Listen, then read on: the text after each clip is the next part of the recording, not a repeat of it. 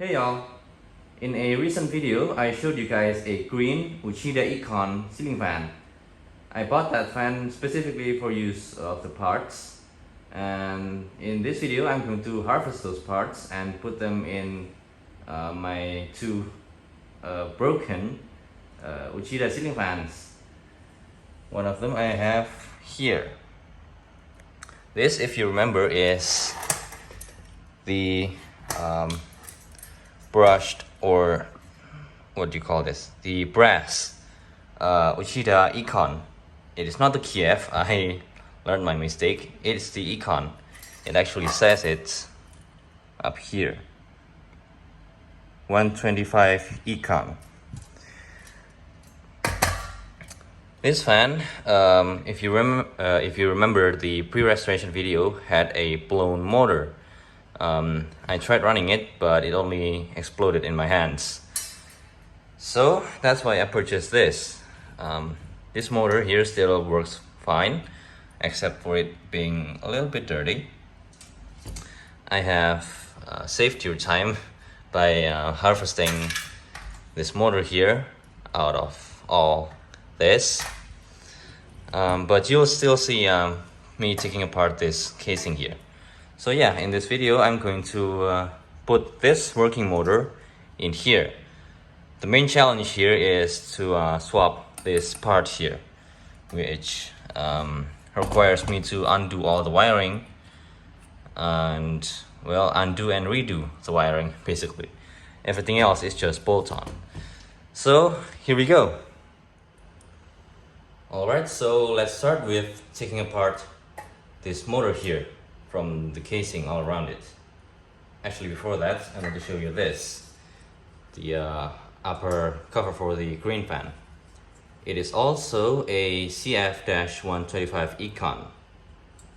Doesn't make sense, but, well, a lot of Uchida and Maspion fans don't make sense.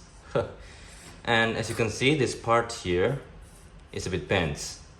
The motor on this one arrived bent inside the housing, and that's basically why. The upper housing here is made of thin sheet metal, and it's not strong enough to handle, well, it is, I can show you here. This motor here, this part here is sturdy, but if I jiggle it, it bends no problem. This, by the way, is remnants of when I tried to bringing this motor to the service center, to the Maspion / Uchida service center. They actually, let's get going.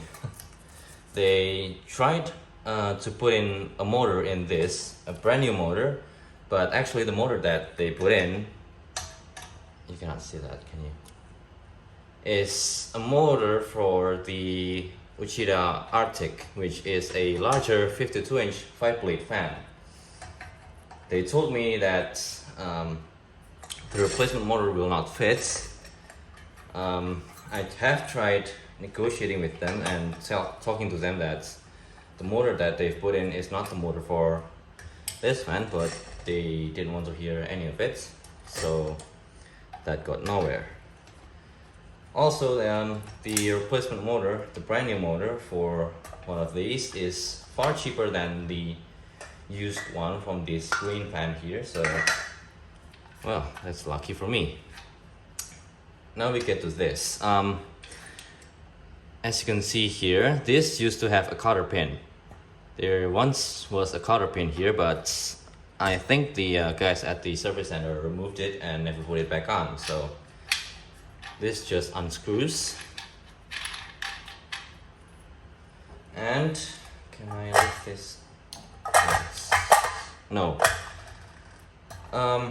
What you have to do is first remove this lower housing by removing the screws that are located around the perimeter of the upper housing here. So that's what you should have done, what I should have done first. There are 4 screws and this one is the last one,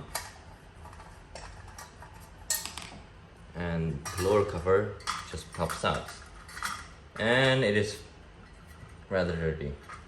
Whatever. Now this pops out, as you can see, and the lower housing, can I actually pull this out? Can I pull this out without removing the light kits? I don't think I can. Okay, so what I'm going to do is remove the part that has these light adapters on them.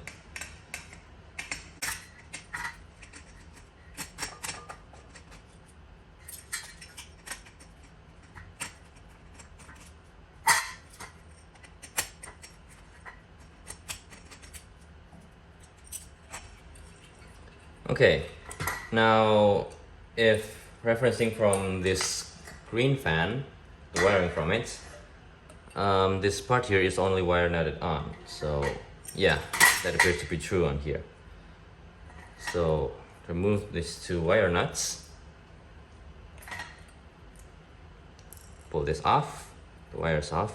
They are not soldered, they're just twisted. Right, now this part comes off and this part lifts out. Alright, so now we get to dewiring.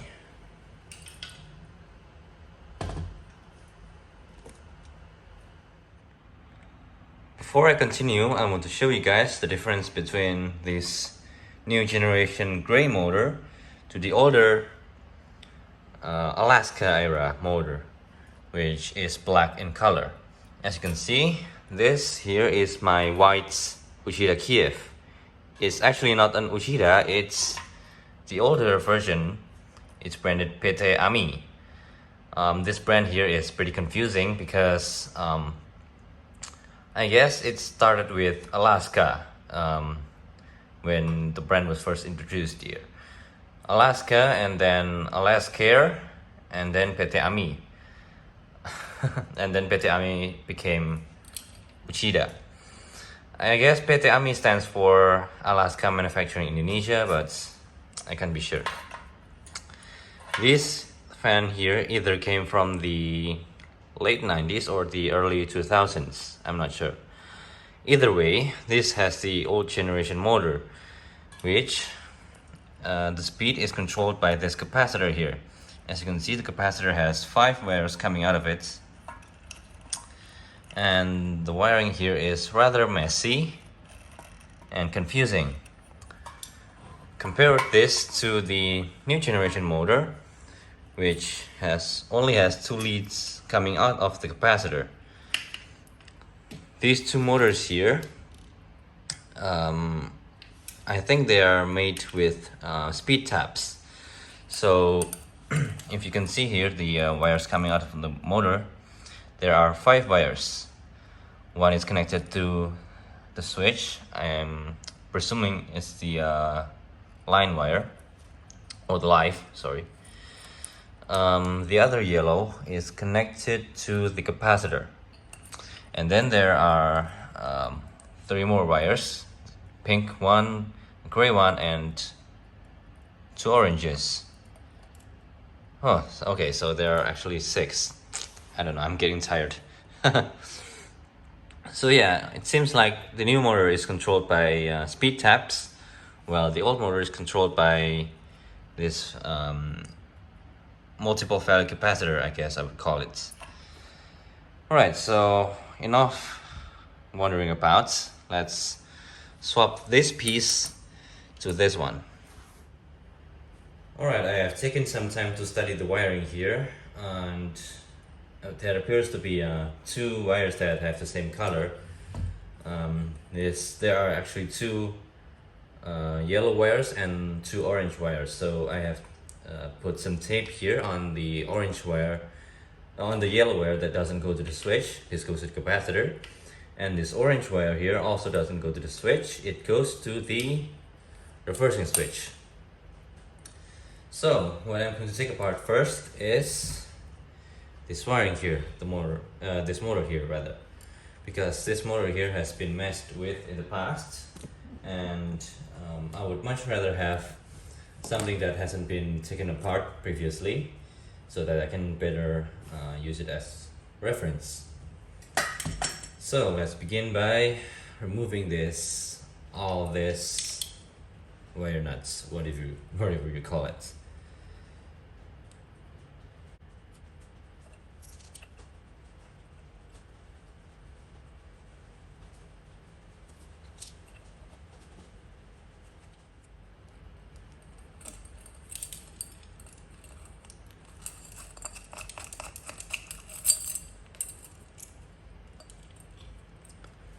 Okay, so to take note of this wiring here, let's see, line is black, speed number 1 is gray, speed number 2 is yellow, and speed number 3 is orange.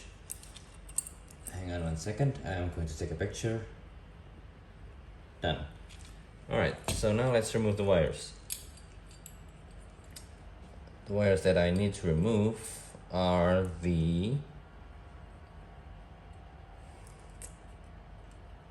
Hang on, I'm getting confused.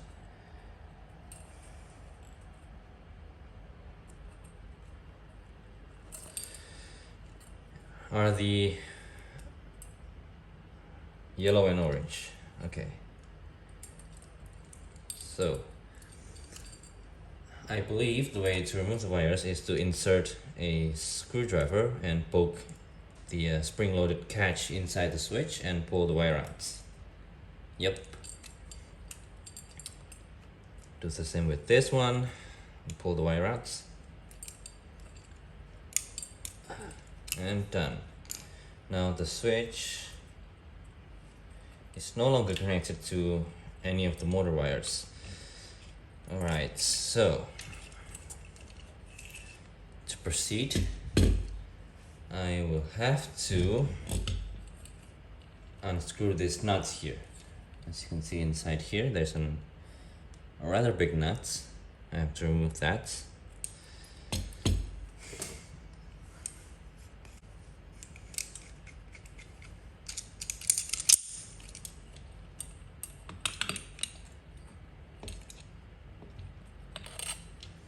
Is this reverse thread?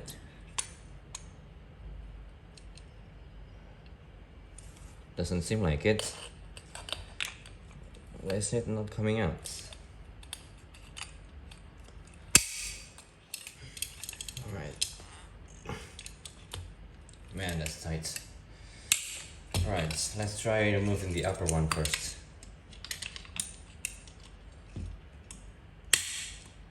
How do... Right, so this is connected to the shaft.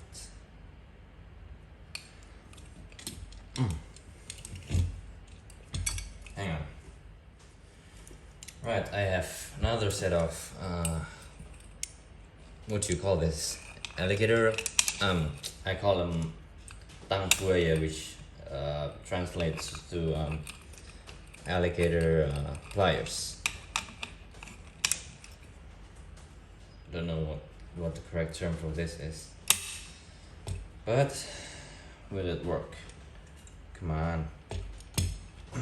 Man, that's so tight. Right, after a lot of struggling, I finally got this stinking part here removed. Now this motor here is dead. It's no longer working, but we'll still be keeping it because well, the windings can still be rewound. Now let's do another round of struggling with this one. Okay, so after a lot more struggling, I have managed to free both switch housings from these two motors. So now let's switch them. Let's start by working on this fan. So what I need to do here is bunch up these wires here, insert them through this hole here. Actually, there's a bit of dust here, so let's clean that. Right, back to the task. Insert the wires into this hole here on the top of the switch housing. Put that in. There. Let's zoom this in so you guys can see better. And then put this crimping washer thing in through all the wires again.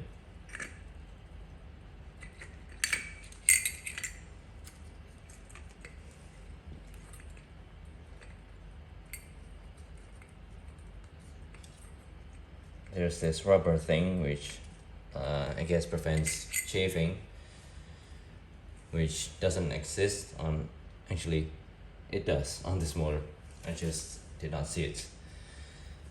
And then put this nut in.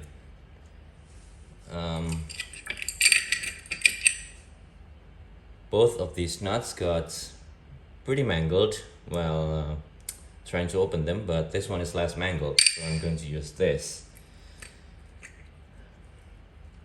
Thread this nut here through all these wires here again, like the washer.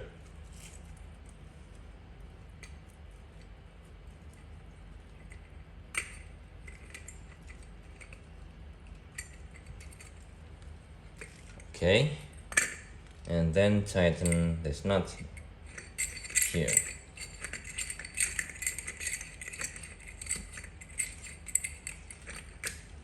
Which is a bit difficult to do as it's proven. Alright, so I'm going to turn off the camera again and continue this off camera. Be back in a bit. Right, so I have securely fastened the switch housing to the motor. Now what I need to do is connect the wires.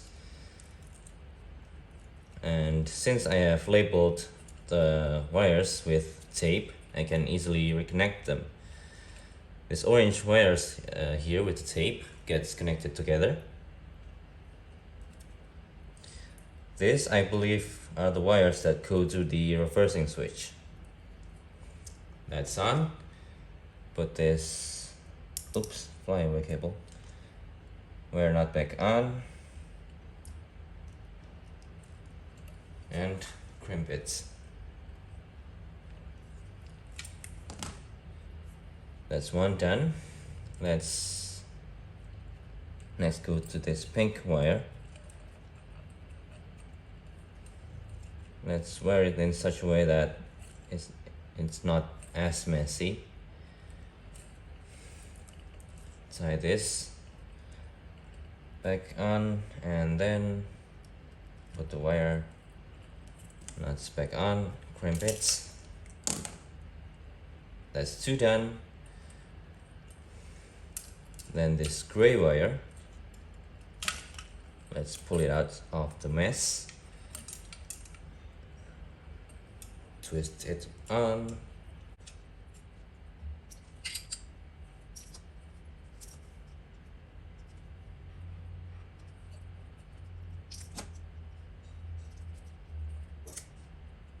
now this white wire here and this yellow one with the tape goes to the capacitor.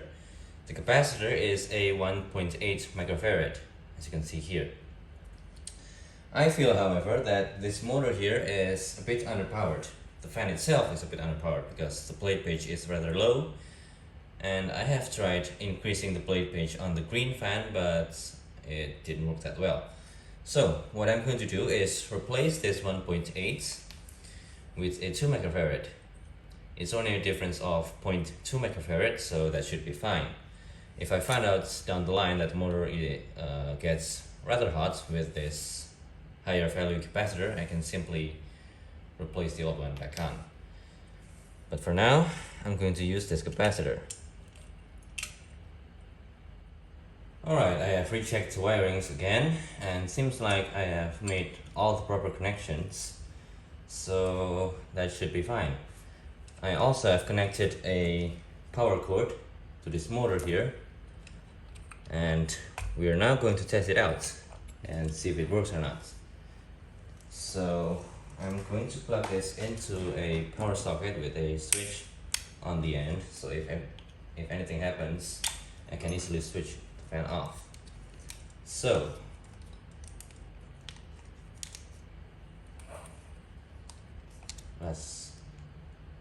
this is a bit annoying. You cannot see this, can you? Zoom out a bit. Power this on. Okay, nothing. It's not shocking me. Ooh! Hey, it works. It is spinning in reverse. So, oh crap. Alright. I'm getting excited. Okay, that's nice. So this should be high speed.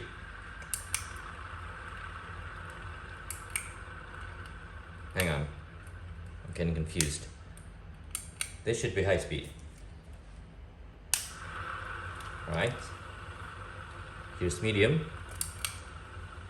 And it is slowing down, and low.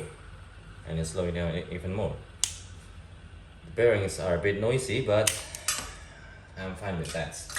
So that is successful. So now I am going to continue with reassembling the this is called, the motor housing, and I'll deal with this and this later.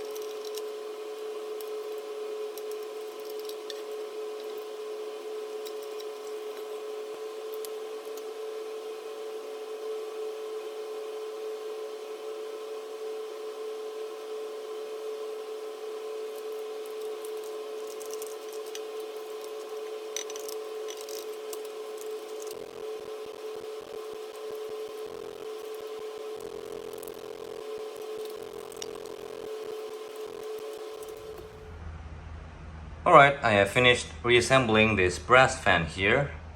As for the green fan, which now has the dead motor, still needs some work, but I will deal with that later. As you can see, I have installed these homemade blades that I made for that white fan over there on this brass fan, because the original blades for this fan is currently in a storage facility somewhere else, and I don't feel like going there today. So I have set the push-in switch on low and connected this fan on a power cord and this switched outlet. If I remember correctly, this blade is out of balance, so I hope this won't throw itself around on the floor. But anyways, it works now.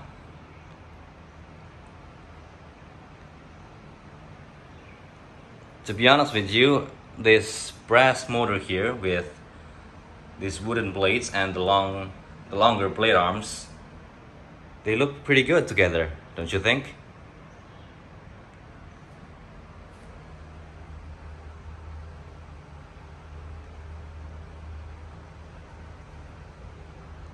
This fan is currently sitting on top of a metal bucket and the lower motor housing from the green fan. So it is pretty close to the floor, but I can feel a pretty nice breeze coming from this fan, even though the blade pitch on these blades here are quite low. So this is low speed. It's pretty fast, a bit too fast I think. I might need to add a capacitor in series on the low speed tab to slow it down a little bit. Anyways, I'm going to cut the video right now, switch the fan to high, and I will show you that. So here it is on high speed. It is a bit unsettling watching these wooden blades fly really fast with it sitting pretty close to the floor. The motor is wobbling a little bit. I don't know if the camera shows it, but it is wobbling. Not as bad as I thought, which is nice. Airflow is pretty decent. Man, do I love the looks. By the way, I am not testing this fan on the ceiling fan spot that I have on this room because it is currently occupied by that. It's my Clipsal Airflow. Those are the blades from my 48-inch Crispo ceiling fan, by the way.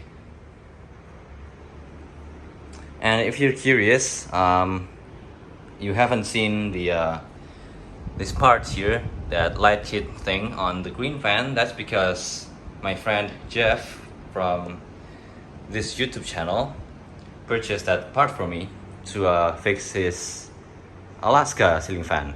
One just like this, but 20 years older, I think. So there we go. That green fan over there actually fixed 2 fans. Well, I would say 3 because I plan on donating some parts from that fan to that one. So you will see that later. For now, I thank you for watching.